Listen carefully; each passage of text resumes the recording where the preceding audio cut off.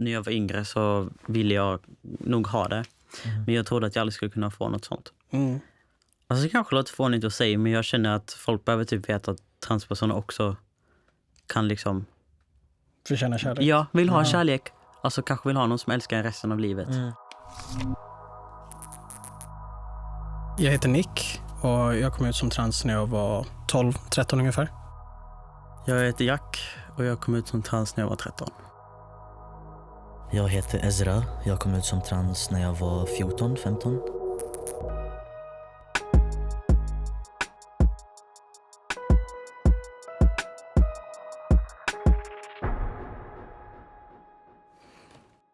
När insåg du att du är trans? Jag skulle säga att jag insåg att jag var en kille när jag var liten, alltså på dagis. Men jag visste inte vad trans var.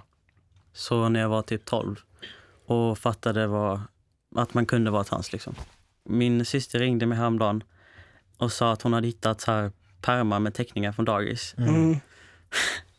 Och i den här pärmen så var det ett självporträtt som jag hade ritat. Och då hade jag ritat liksom, en streckgubbe, en vanlig streckgubbe med typ piggar i håret. Och sen där könet, eller jag tänkte att snoppen skulle vara då, så var det en ledsen gubbe. Och jag tyckte det var lite, det var ganska talande. Ja. Jag visste, alltså, jag kan ju verkligen tänka att så här, jag visste inte vad hans var. Jag visste inget, jag fattade knappt normer. Och ändå så gjorde jag så. Ja, men typ så här, jag hade inget intresse för att leka med Barbies. Jag fick alltid kläder från mina äldre bröder. Så att jag hade alltid killkläder. När det kom till saker som var så här rosa eller klassiskt, du vet, tjejiga, så var det bara inte... Ja, precis. Det var inget intresse alls utav det. Nej. Även fast jag kanske inte fattade att det var liksom normbrytande och så. Jag fick bara ha det spacet. Det var ingen som riktigt lyfte ett öga. Det är bara så här, nej men det är en killig tjej typ. Vad skönt. Ja. Och det var först när jag var kanske 11-12 som min brorsa kom ut som gay. Och då var då som jag bara så wow, vad är det här för nytt spektrum? Ja. Slutade upp med att min lärare gjorde research för mig och hon bara, jag tror att du är trans. Och jag bara, Det är jättebra också. wow. För mig var det helt annorlunda. För mig, jag blev alltid typ, eller mina föräldrar tvingade mig att typ ha på mig typ klänningar, eller min mamma specifikt, bara för att hon hade typ som 2 tjejer. Så hon ville alltid att vi ska vara uppklädda, jättefina i håret, jättelångt hår, fina flätor och så. Men jag tyckte alltid det var fel. Jag såg inga andra killar, alltså i skolan liksom, som hade på sig klänningar. Jag bara, varför ska jag ha det? Jag har alltid levt mitt liv som en kille. Sen jag var mycket yngre, jag har berättat för folk. Alltså jag visste inte att jag var något annat. Jag visste bara att jag var en kille. Så det har alltid varit så. För mig i alla fall. Jag kan relatera till det 100%. Jag brukade vara så här online. Då var det alltid att jag liksom använde killkaraktärer och så. Tills någon rättade mig i skolan eller typ. Alltså när man började i skolan då blev det liksom så här, då försökte de placera in i ett fack typ. Exakt. I min upplevelse i alla fall.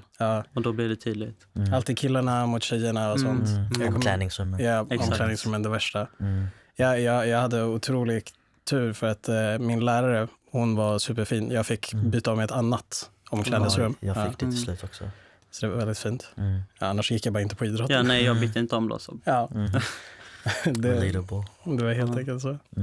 Jag tror att det var liksom så här, när det verkligen så här klockade för, alltså så här, också delvis mig själv, men jag visste inte vad det var. Det var när det var Lucia. Oj. Och så här, först så här, året innan så hade jag hade varit Lucia tidigare. Sen så hade jag varit, jag vet inte vad det heter, men den kvinnliga variationen och så här, sjungit solo och så vidare. Och sen helt plötsligt så här, året efter så ville jag vara stjärngosse. Och då var det så här, mina föräldrar bara, men det är bara killar som är stjärngossar. Och jag bara så här, men Simon och Felix, de har redan den här stjärngossestruten, så vi sparar pengar tekniskt sett. Om jag bara använder, du vet, det här lakanet och en stjärngossestrut. Okej. Och sen så var det bara downhill därifrån. Det bara fortsatte rulla. Det blev bara mer grabbgrejer. Det var som att du kom ut utan att komma ut. Ja, men precis. Att jag stjärngosse. Ja, det var din coming out story. Exakt, the original one. Ja. Jag blev tyvärr framröstad till att vara Lucia. Så jag tvingades vara det. Du fick inte ha något val? Alltså jo, jag fick ju val för liksom min mentor. Men alla tjejer i klassen var avundsjuka på mig för de ville vara Lucia. Och jag ville inte, men jag blev, alltså, eller vi röstade nog inte, det var nog lottning. Så jag blev liksom pressad till att du måste tacka ja. Du måste liksom, du sa så. Men det känns som en smart investering när man är liten. Där. Så det finns en massa bilder när jag är Lucia och ser inte glad ut. Jag hade en stark känsla av att, liksom, vad som var rätt för mig, vad som inte var det. Men sen när alla andras tankar och värderingar typ projicerades eller sattes på mig, då blev det ju tydligt att det var fel. För det kom inte från mig själv, det kom utifrån. När det är saker som är mer alltså, enligt normen för tjejer som förväntades och projicerades på mig, då så kändes det som att nej, men ni ser mig fel. Alltså för mig är det annorlunda. För jag bara älskar typ, alltså, långt hår. Jag pluggade till frisör.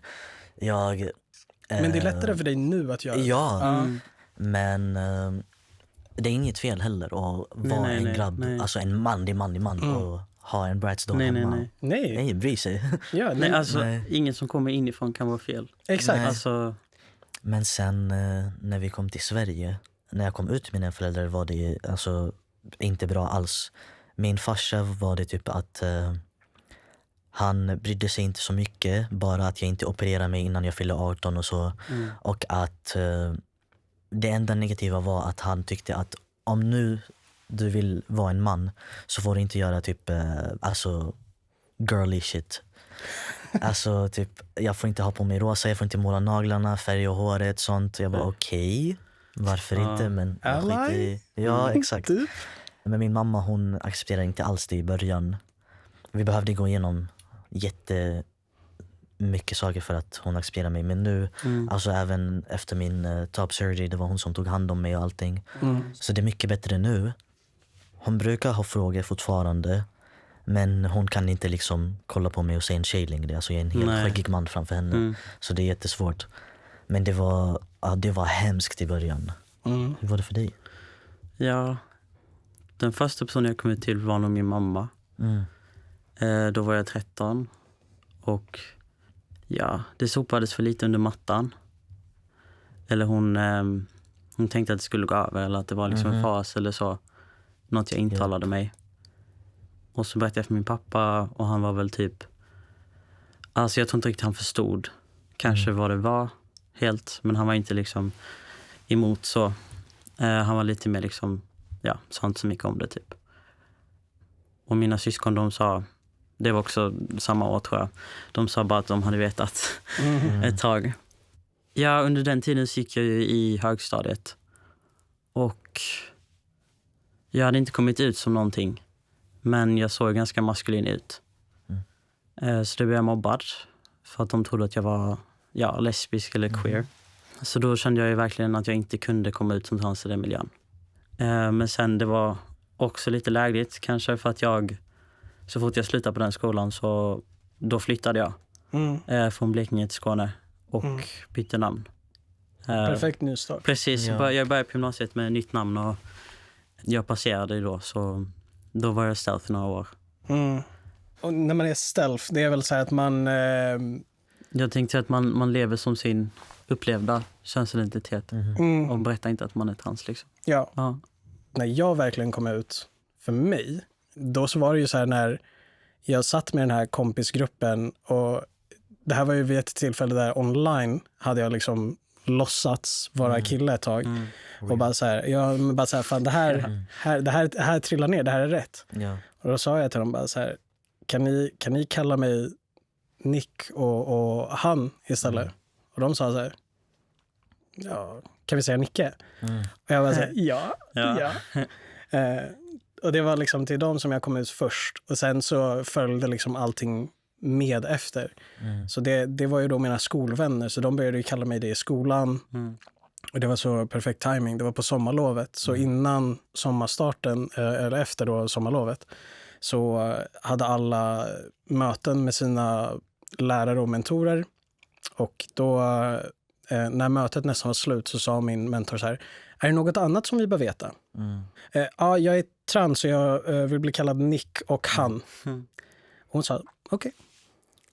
Men då byter jag ut namnskylten här så inför imorgon. Ja. Hur gammal var du då? Det var början av 7:an. Ja. Alltså det hemska för mig var att komma ut, för jag bodde jättelänge i Dalarna och sen bodde jag jättelänge i Örebro. Men det var hemskt i Dalarna. Alltså jag blev outad. Varje gång det är typ en ny person som fick veta vem Ezra var, då är de, Ezra är transan. Till slut blev jag grovmisshandlad liksom och inlagd på sjukhuset och bara okej, tack. Och det var hemskt. Jag kunde inte gå ut någonstans, även om jag är ute och handlar med min familj liksom. Alla bara hör massa hemska saker. Jag bara okej, tack. Jag vill bara vara mig själv, what the fuck. Vad var det typ förra veckan i alla fall. Det var typ någon som jag bara, oj, det är du. Bla bla bla, transan. Jag bara, Det är samma personer alltså, som när det var ja, det är samma personer. Så jag bara, varför kan ni inte flytta härifrån så kan jag komma tillbaka? Men det var hemskt. Alltså så det händer fortfarande. Jag har kommit tillbaka till, eller varit en del där i min hemstad i Blekinge. Men det är ingen som känner igen mig. Men nu när de ser detta så kanske de gör det. Men det är faktiskt fine. Men jag tänkte på när du berättade här om att du blivit misshandlad och så. Jag var jätterädd för det där när jag gick i högstadiet. Eftersom det redan var så illa. Så tänkte jag att om jag säger att jag är trans, då kommer det vändas emot mig. Då kommer jag... Alltså man hade redan så många jobbiga känslor om sig själv. Det var ju saker man ville utforska sitt uttryck och allting vad som kändes rätt. Och då tänkte jag att det skulle bli ännu svårare. Ja, för jag ville alltid vara den aktivisten som typ ute på gatan skriker om transrättigheter och så. Men det är många som förväntar det utav dig som en transperson. Ja, men jag var typ tvungen att vara stealth. Det är inte som att jag valde det hela tiden. Nej. Jag älskar att vara stealth för det är jätte... confirming. Ja, att typ höra, nej, men jag visste aldrig att jag hade aldrig gissat att du är trans. Jag bara, tack. Men ibland, hur ser trans ut liksom? Exakt. Ja. Alltså, vad förväntar du dig? Ja, exakt. Men det är också jättevalidating. Hur var din syn på kärlek och relationer innan du kom ut? För mig, innan jag kom ut, jag hade lite konstiga tankar gällande typ... För jag började lära mig vad trans var, men jag visste inte vad bisexuell var. Så jag bara, oj, är det ens normalt att nu ska jag ändra mitt kön? Ska man ändra sexuell läggning liksom? Vad gör man nu? Men sen, nu har jag börjat liksom inte bry mig alls. Jag bara, jag säger inte ens att jag är bi. Jag säger det till folk som kanske inte vet vad andra saker är, men jag säger bara att jag är fluid, jag bryr mig inte. Tycker jag om personen. Det lätt, jag är bisexuell. Det spelar ingen roll. Exakt. Jag var liksom så här helt satt på det här att jag kommer aldrig kunna ha ett förhållande. Jag kommer aldrig kunna vara älskad. Real. Ja, och det satt i väldigt, väldigt länge faktiskt, fram till typ 2023 eller någonting. Det är alltså inte just det här att jag kommer aldrig vara älskad, men det var så här att jag kommer aldrig kunna finna mig i en relation med någon. För att jag känner inte att jag kan 100% älska vem jag är. Ja, exakt. Det är alltså konstigt med dysforin. Man vet aldrig vad... Alltså, man ser aldrig sig själv på riktigt, om man ska säga så. Även idag. Ja. Det är inte analyserat. När jag tänkte på relationer innan jag kom ut så kunde jag ju absolut inte se mig själv i en relation som en tjej. Den rollen passar liksom. Nej, precis. Alltså det fanns ju folk jag var intresserad av. Killar då. Jag var yngre i alla fall. Och en gång så, under den här tiden på högstadiet, så var det en kille som jag har känt sedan jag var liten, som frågade om jag ville gå på en dejt med honom. Och jag ville väl typ det. Men jag kunde ju absolut inte tänka att vem är jag om jag går på en dejt med någon som är heterosexuell? Du vill inte vara flickvännen? Nej, alltså jag kan inte se mig själv gå på dejt som en tjej. Så nej, jag kunde verkligen inte heller se mig själv i någon relation. Och det var också mycket självhat i det, men det var också mycket det här att man det vet bara inte vilken roll som passar. Nej, det är bara så här, man har inte någon erfarenhet av att leva som kille. Man har bara erfarenhet av att leva liksom, som man gjorde då. Och det var inte så bra. Nej, det enda sorts förhållande som jag någonsin har döljt, det är också online-förhållanden. Men så här, i efterhand, absolut opassande. Det är liksom så här, du vet, typ någon 30-åring när man var typ så här 14. hemskt. Det är typ det som man har döljt. Jag kom på nu när vi pratade om det. Jag hade ju, kan man säga, ett förhållande som jag döljde när jag var 18-19. Det var under den perioden som jag levde som stealth på gymnasiet där. Och då träffade jag en man som var typ 50. Alltså typ 30 år äldre än mig. Som såg mig som en kille. Oklart om man kanske hade någon transfetisch eller någonting. Men han... I efterhand så... Exakt, nu så känner jag bara att det var helt sjukt och att jag ångrar det. Men då, jag kan se liksom att då när jag var så...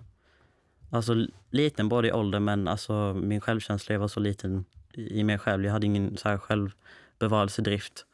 All den bekräftelse som han gav mig och hur han såg mig som en kille liksom, det fick mig att må så bra i stunden. Och det är ju så att man söker sig till det. Att man kanske inte ska vara i ett förhållande med en sån här person. Liksom, som sagt, i efterhand så är det väldigt lätt att se att oj shit, röda flaggor här. Men i stunden så är allt man själv kan se är den här personen som accepterar en, som låter en bara andas och leva liksom. Det är de här rose-colored glasses. Man ser inte alla röda flaggor. Nej. Man hade ingen erfarenhet. Man ville verkligen bara bli alltså älskad och accepterad. Exakt. Jag ville bara vara i ett förhållande som en kille. Jag trodde inte att någon kunde typ älska mig. För jag tyckte att det var något fel på mig. Att jag kände mig som en kille liksom. Jag bara, oj vad konstigt. Vem hade accepterat det där? Så även fast jag tyckte om vissa människor, jag vågade aldrig berätta det. Det var jättekonstigt. Alltså jag visste inte vad jag skulle säga liksom. Hej, jag tycker om dig, men bara så du vet, jag är en grabb i en tjejs kropp. Jag kan känna igen det också. Om man gillade någon så kände man sig nästan skamsen. Alltså det kändes nästan som att man var offensiv om man sa jag gillar dig. Att jag som en transperson tycker att du är söt. Jag vill inte liksom. ut personen heller. För då kommer alla... Jag har dejtat också några som typ... fick jättemycket hat för att de dejtar en transperson. Så jag bara typ slutade göra det ett tag. Att jag ville inte dejta, jag ville inte snacka med människor. Jag kunde älska någon, men jag vågade aldrig berätta det liksom. För jag ville inte att de ska skämmas. Eller bli mobbade också. För jag var det. Det är fint att man tänker så, men samtidigt det är hemskt. Ja. Är du öppen med att du är trans på datingappar? Jag är jätteöppen med det. Om jag kan så brukar jag lägga det i bion liksom på Tinder eller så. Men om jag inte gör det så är jag alltså typ om jag ska planera och träffa någon för första gången, då kommer jag berätta det innan vi träffas. För annars tycker jag det är lite... Det är ändå relevant. Ja, det är jätterelevant. Jag kan inte snacka om så mycket. Jag måste typ mention the fact. Så jag är jätteöppen med det faktiskt. Nu använder jag inte några andra, eller några datingappar.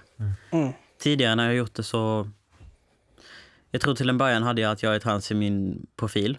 Men sen så testade jag också att inte göra det. Och det är så problematiskt på båda sätt. Ja. För det är så här, jag har gått på date som stealth.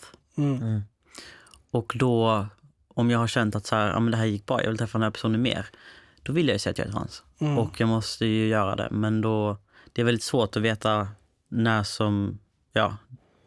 det rätta tillfället är. För det finns väl kanske inte riktigt något. Det handlar lite om en säkerhet också. Exakt, men absolut. Har man det i sin bio så det är lättare, för då slipper man ta det sen liksom. Men samtidigt så jag har väl varit rädd att folk ska liksom döma mig för det. Och döma ut mig liksom så. Jag brukar också ha det i min profil för att filtrera bort så mycket onödigt som möjligt. Det är väldigt få som scrollar hela vägen ner, utan de ser bild, like liksom så. Och det är alltså så här, tyvärr så var det en 50-50 respons utav att så här, jag såg inte det, tyvärr, jag gillar inte sånt. Sånt. Det är bittersweet, för att det har varit några gånger som det har verkligen varit så bra kemi och man har verkligen så här klickat så väl. Exakt. Och så var det en kille som jag skulle gå på dejt med och det gick så bra och så sa jag, men jag är trans. Och då blev han väldigt så här, oj, jag har aldrig varit med en transperson förut. Det är en helt ny grej för mig. Jättebra respons ändå. Alltså jag brukade få... Jag Alltså, har aldrig låg- testat en transman. Ja, low bar. Mm. Low bar, det har man fått många Ja, gånger också. Det här är ja. det bra exemplet. Jag har märkt att jag kan inte vara i en riktig förhållande med någon som inte är trans också. Så jag är väldigt T for T, alltså trans for Det trans. bästa egentligen. Ja, alltså jag kan inte, och nu vet jag till 100% att jag kan inte vara med en annan cis-person. Jag kan inte dejta cis-tjejer även om de inte var straighta tjejer. Ja, alltså även om de var bisexuella tjejer eller bisexuella cis-killar. Så länge du är cis, jag kan verkligen inte, vi kan inte vara tillsammans, jag kan inte göra det. Alltså för mig, det är en jätteviktig sak för mig att min partner förstår min dysfori. Jag har fortfarande jättemycket dysfori. Jag är en skäggig, hårig man, men jag har jättemycket dysfori fortfarande. Man ser inte alltid rätt bild i spegeln. Liksom. Nej, exakt. Och jag har varit i så många relationer där jag kan inte ens förklara dysforin, för du kommer aldrig förstå. Jag har pratat med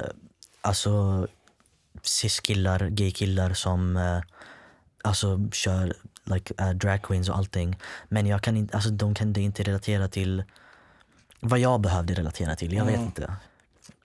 Specifikt när det kommer till sex och sånt. Jag behöver inte liksom säga men gör inte så. Jag känner dysforin när det kommer till den här saken eller vad som. Det var typ automatiskt. Jag behövde inte förklara jättemycket saker. Jag har varit med cis-killar som är bisexuella. Och min dysfori ibland får mig att känna typ men tänker de att de dejtar någon emellan nu? Även fast de ser mig som en grabb, de kanske aldrig tänkt så. Men min dysfori får mig att övertänka. Just nu, tidigare så har jag gått på en del dejter och så. Och jag just nu så är inne i en period när jag ifrågasätter min läggning. Tack, Same. Testo. Och jag är väl trött på apparna.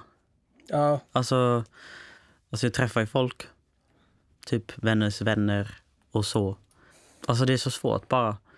Och jag känner typ att det finns en förväntning nästan att att vi som är trans, att vi kanske ska hoppa från person till person. Guilty at one point. Medans liksom det här tänket som kanske egentligen är norm för heterosexuella, att man träffar sin man liksom, om man är kvinna då, och så gifter man sig som man barn, så är man liksom gifta resten av livet. Volvo, villa. Exakt, Volvo, villa, vovve. Yeah. Det är så utdaterat för många, men samtidigt så det har varit något som jag har funderat på. När jag var yngre så ville jag nog ha det. Men jag trodde att jag aldrig skulle kunna få något sånt. Och jag tror det kanske... Alltså det kanske låter fånigt att säga, men jag känner att folk behöver typ veta att transpersoner också kan liksom... Förtjäna kärlek. Ja, vill ha kärlek. Alltså kanske vill ha någon som älskar en resten av livet. 100%. Har testosteronet påverkat din sexualitet på något sätt? Oj. För mig så har det absolut påverkat det. Jag började med testosteron när jag var väldigt, väldigt ung. Jag levde mestadels av mitt liv som heterosexuell. Alltså, jag var bara attraherad till kvinnor. Sen så...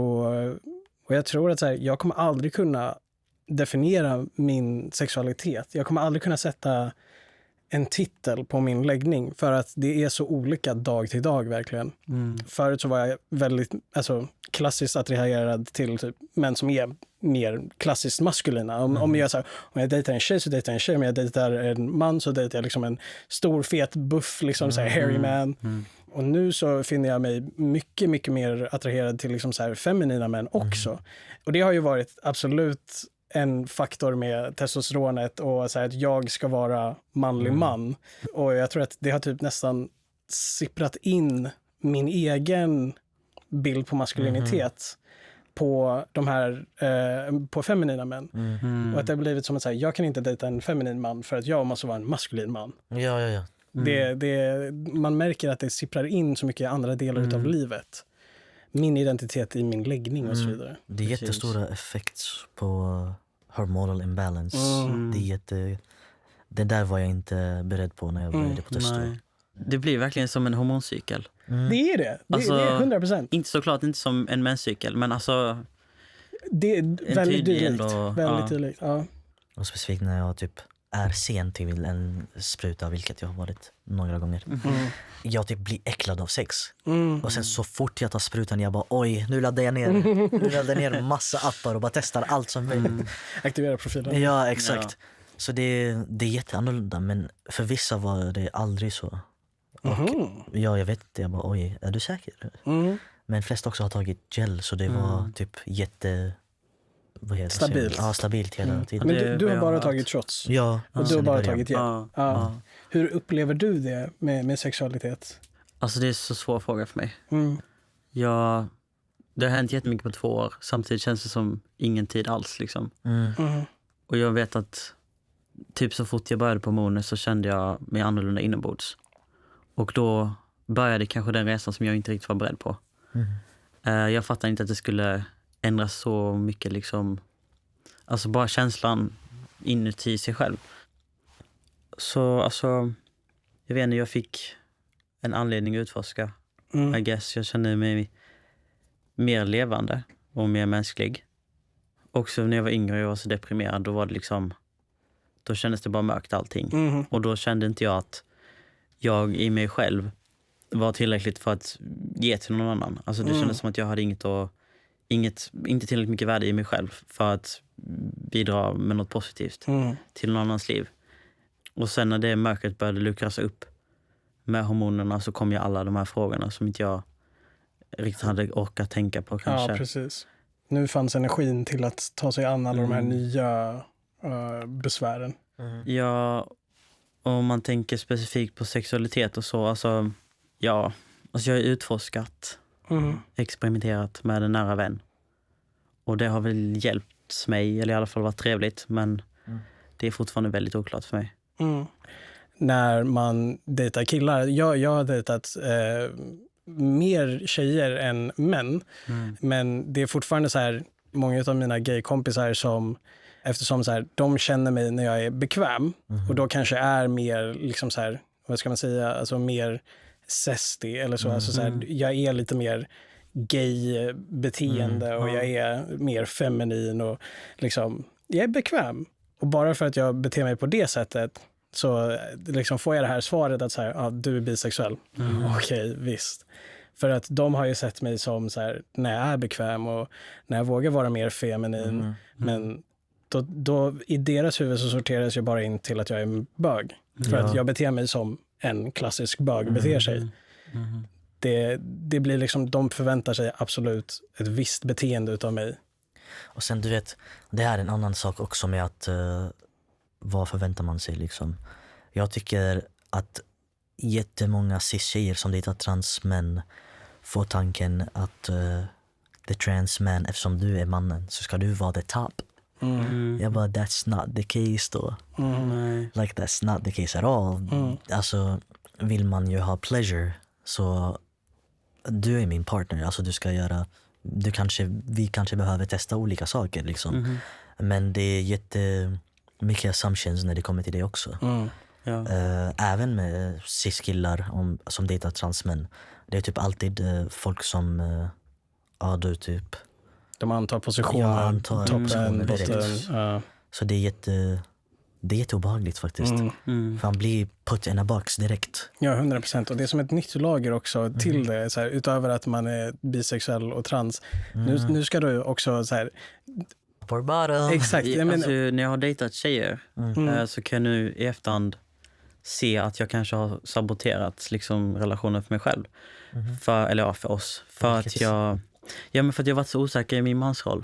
Jag har inte haft någon så tydlig manlig förebild. Är det som att du har projicerat en bild av en man som du kanske inte gillar då? Och som att det varit liksom också, på tal om det här med när man börjar testa och så, det blir som när man börjar se som man i samhället. Det blir en helt ny social roll att sätta sig in i. Jag har nog kanske också blivit besviken på att när jag har upptäckt liksom att queera personer kan också ha så mycket fördomar och förväntningar. Fast man tänker att det här är liksom öppet. Det är så. Ja, men till exempel att man ska vara dominant om man är med en tjej. Eller om du är maskulin. Ja, eller det behöver inte ens betyda så här dominant i sängen, utan det kan bara vara så här typ när man går ute. Du öppnar dörrar, du gör allt. Betalar. Ja. Alltså också sättet man pratar på. Kan jag ibland märka så, oj nu förställde jag mig. För att det var liksom, det kändes som att det var rätt i den här situationen. Men det blir fel för en själv. Alltså, typ alla mina vänner, jag tror inte jag känner en enda, eller jag tror inte jag är typ bra vän med någon som är cis och straight. Alla är queer på något sätt. Vilket är jättebra, för ingen riktigt label me as something different. Men när det kommer till det här typ, alltså societal roles, jag tycker att det är mycket press på att vara typ the stereotypical assertive dominant man. Men det hjälper mig också att vara mer bekväm med min könsidentitet. För jag kan typ practice these roles och känner mig mer bekväm med att vara manlig. Alltså typ öppna dörrar, betala på dates och sånt. Jag tycker om den rollen. Det kan bli typ abused om man bara vill att vara med dig bara för att du kan vara den här personen. Men om du typ beter dig annorlunda, då är det typ red flag, men nej. Det är bara, man kan vara different roles in the same person. Ja, exakt. Känner du att du kan dejta på samma villkor som cis-personer? Oj. Absolut Aldrig. inte. Aldrig, det kommer aldrig gå. Nej. Cis-personer dejtar ju mycket lättare om man säger så. Men jag tänker så här, för mig till exempel som dejtar alla folk oavsett könstillhörighet. Jag har ju lite närmare till samma villkor. Men jag tänker du har ju kanske andra, nästan högre villkor på ett sätt. Vad tänker du? För jag tänker du dejtar ju endast transpersoner då. Alltså det enda jag bryr mig om är att bara att man typ kan recognize det jag går igenom, precis som jag hade gjort mot dem. Så det är typ det enda jag tänker på. Men tror du att det inte kommer finnas någon cis-person någonsin som kan förstå det? Jo, det kanske finns. Men jag tror också att jag är så här på grund av trauma. Att jag har gått igenom jättemycket skit med cis-personer. Om att jag behövde förklara om igen samma saker. Och det känns som att jag kommer ut om igen till dig. Så 100%, jag pallar inte längre. Nej, det är ju det här med att man sparar tiden. Nej, exakt. Så jag tycker det är jätteskönt att slippa vissa delar. Och hur brukar ni identifiera en chaser? För mig är det typ när de skriver till mig och då blir det direkt, oj, jag har aldrig testat en transman.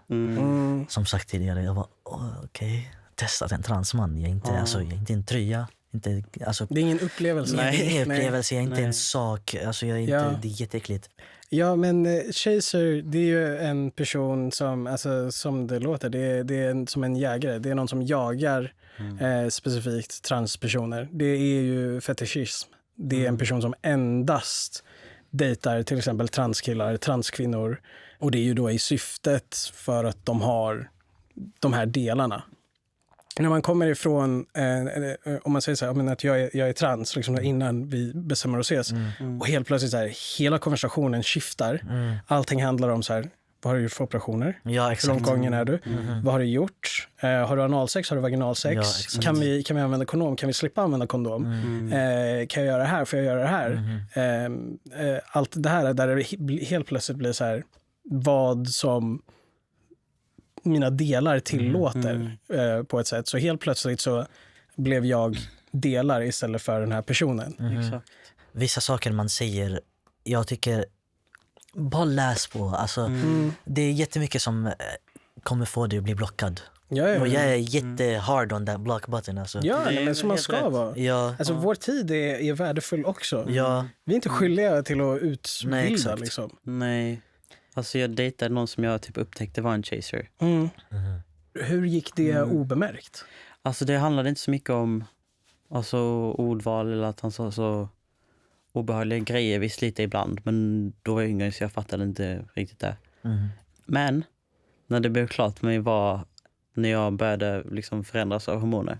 Och för när jag var yngre så såg jag väldigt mycket yngre ut än vad jag var.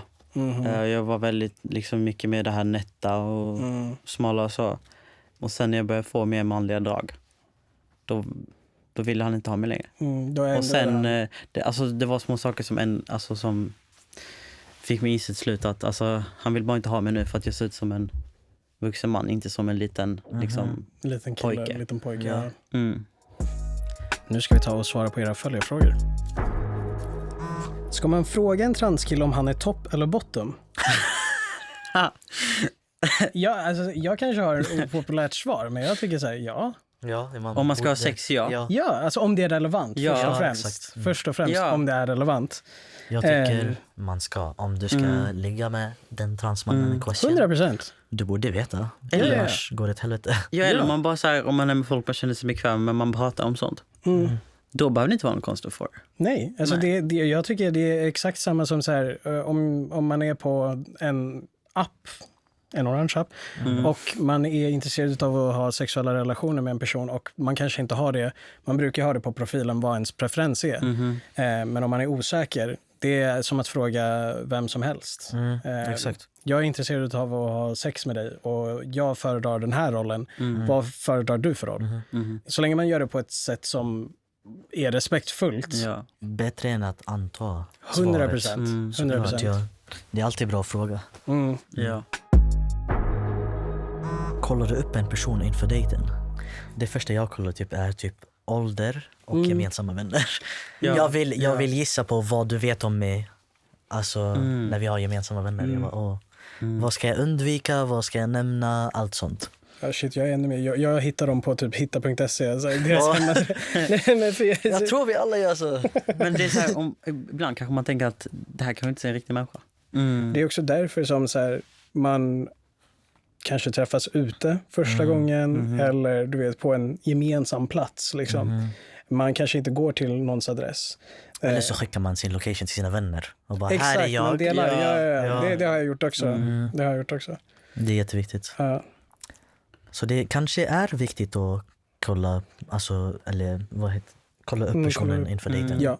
Det är jätteviktigt. För en säkerhet. Ja, alltså det är bara självbevarelse, helt ärligt. Ja, men jag tror inte att det har någonting att göra med om man är trans eller inte. Nej, exakt. Det är för säkerhet. Det är överlevnadstänk, skulle jag säga. Ja. Men jag tror om man som kille ska gå på dejt med en tjej så känner man inte som behov. Nej, men också då kanske man liksom... Alltså tjejerna kollar ju fortfarande upp killen definitivt. Men från andra sidan som kille, jag tror inte att det är kanske lika många som tittar upp. Men också så här, det är ju de som är i överhand. Ja, jag tycker om... Jag får staka dig så får du staka mig. Ja. Och i Sverige är allting så tillgängligt. Ja, tyvärr. Exakt. Men jag blir lite chockad nästan av hur, nu när jag alltid passerar så... Det är liksom ett lag av rädsla typ som försvann helt för mig. 100%. Och det har varit väldigt svårt för mig att typ acceptera att så här, jag var så otrygg och kände mig så osäker som tjej. Det är hemskt. Och jag har tvingats möta det. Och det är väl bara att man kan se det. Men det är så hemskt nu att känna att man blir annorlunda och bättre behandlad. Och i alla det är ju fall sanningen. Jag undrar egentligen varför inte fler frågar transpersoner om just de sakerna. För vi kan ju se det så tydligt. Best of both worlds. Ja, alltså i den aspekten, alltså vi ser ju, alltså jag kan se typ, det här kan inte relaterat, men ibland när jag är ute så med en tjej så kan jag se hur män kan kolla på henne. Och jag känner, alltså det är sån avsmak. 100%. Man blir så äcklad. Och sen känner jag kan gå förbi. Jag behöver inte vara rädd för någonting. Och det är hemskt. Alltså, det är på gott och ont, tror jag. För så här, nu är jag inte rädd för att bli överfallen. Nu är jag rädd för att bli rånad, typ. Exakt. Det är en helt ny rädsla också på en annan grej. Alltså, för mig, jag är väldigt hyper-aware när jag går ute på kvällen och det är mörkt ute och allting. Och en kvinna går framför mig, jag byter alltså jag tar en helt annan väg liksom. Bara för att jag kanske inte exakt relaterar till hur hon kan känna. Så vad säger man, typ I stay cautious typ. Jag märker hur killar kollar och hur obekväm kvinnan blir direkt, alltså, men Det är som att man har verkligen börjat märka sådana saker. Märker när man nästan skillnader. alltså när man kommer under radarn från de männen som är liksom the aggressors. Ja. Att man börjar märka det så mycket mer. Ja, nu när jag passerar mer som en arabman, då är jag more likely to be racially profiled, vilket suger. För att innan det även, för jag hade inget skägg liksom, jag hade lite längre hår, jag var lite mer alternative, så man undviker att bli profiled på något sätt. Alltså när man är typ visibly alternative, visibly queer. Men så fort man ser ut som en stereotypical Arab man, och då är man typ antingen typ drug dealer, criminal, typ något sånt. Jag tycker om att ha luvan, jag tycker om att ha mössor, jag tycker om att ha vara helt svartpåklädd och allting. Häromdagen blev jag stoppad i TC med en resväska, så för jag kom, alltså jag hade en bar. En stereotyp. Ja, så de stoppade mig i civilpoliser och bara antog direkt att jag säljer droger liksom. Jag bara oj. Så nu blir jag stoppad som en man, och de ser bara en arabman med en resväska. Jag bara okej, damn. De stoppar inte kvinnor för samma anledningar ofta. Nej. Även om det var arabkvinnor liksom. De gör inte det. De hade aldrig gissat att dagen innan var jag på en ballroom-event. Så de frågade mig, vad gör du i Stockholm? Jag var på en typ av tävling, ballroom. De bara, vad är det för tävling? Jag bara, bögtävling. Direkt, alltså, jag bara, bögtävling. Han bara, jaha. Jag bara, okej, exakt. Nu är jag lite säkrare i alla fall, för de hade inte gissat att någon som ser ut som mig hade varit, jag är inte bög, men det räddade mitt liv lite grann. Men jag hatar att jag måste säga sånt. Ja, men jag hatar att jag måste göra sånt, säga vissa saker för att känna mig säker, eller typ att de inte ska typ wrestle you down liksom. Hårdhandskarna. Ja.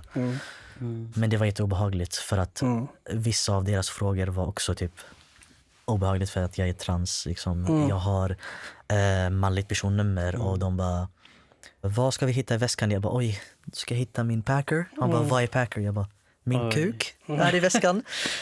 Och sen ville de visitera och allt, och de frågade, kommer jag hitta någonting i kalsongerna? Jag bara, ingen kuk i alla fall. Där hittar du i väskan.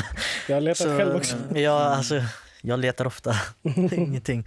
Nej, men det var jätteobehagligt.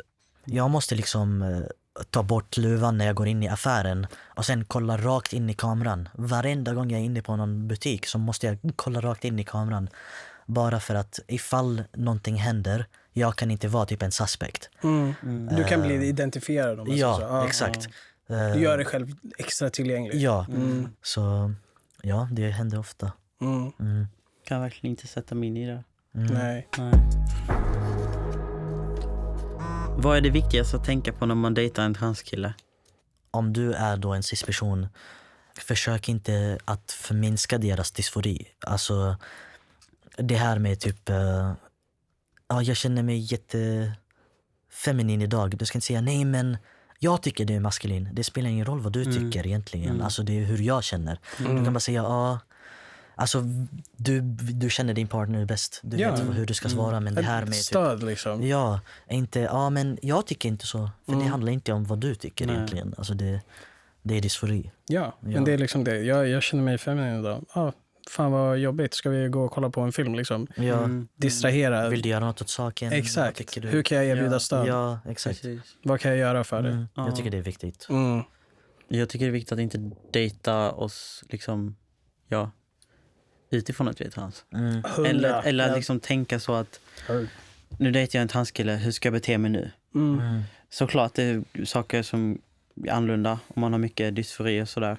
Men generellt sett, jag tänker att alla människor är olika.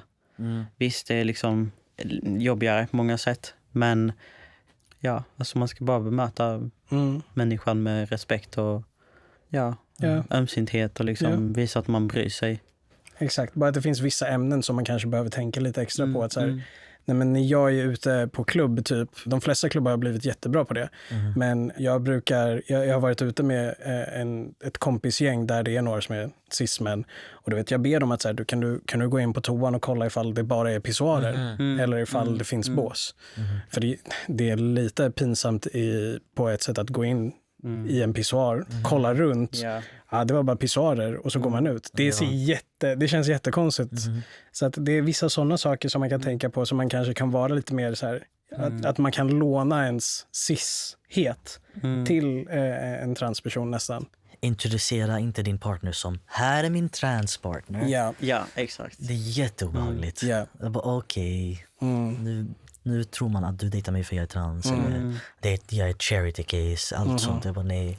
Helt plötsligt så blir du en titel av trans istället för en person. Ligger du på första dejten? Om det är en dejt och man tänker så här, vi ska ha något långvarigt. Då skulle jag sagt nej. Intention spelar roll. Exakt, alltså intentionen hade varit nej. Men... Det beror på. Alltså det beror på om man... You feel that in the moment. Det kanske händer. Jag är inte against that. Men det är inte som att jag ska på en dejt nu för att it's gonna end with sex. Nej, absolut inte.